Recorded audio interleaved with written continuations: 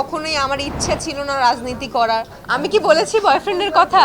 এই যে চোরের মন পুলিশ পুলিশ, আমার কাছে মনে হয় যে একজন শিল্পী তার অভিনয়, তার মানে অভিনয়ের দিকেই ফোকাস করা উচিত।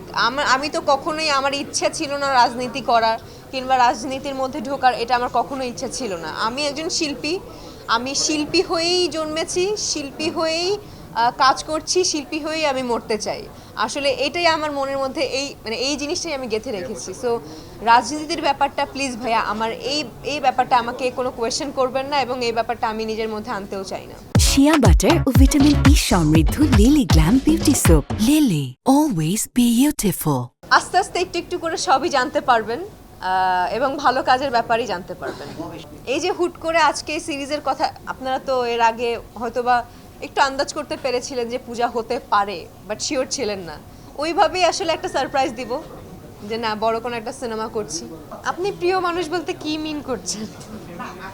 আমার ফ্যামিলি সবাইকে শপিং করে দেওয়া হয়েছে, গিফট দেওয়া হয়েছে। আমি কি বলেছি বয়ফ্রেন্ডের কথা?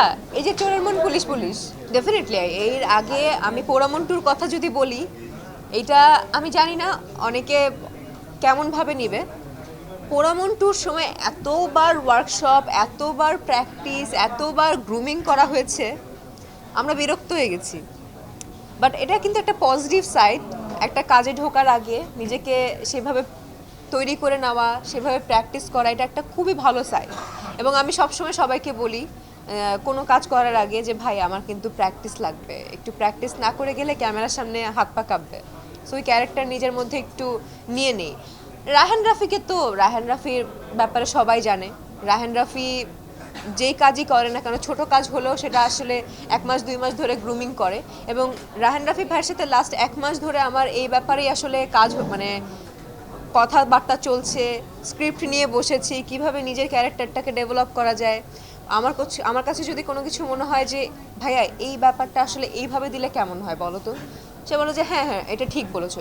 তার কাছে যদি মনে হয় পূজা তুমি এই ইনপুটটা দাও, তখন আমার কাছে মনে হয়েছে যে না, আচ্ছা ঠিক আছে, ওকে। সো গ্রুমিংয়ের ব্যাপারটা হয়েছে, 1 মাস ধরেই হয়েছে।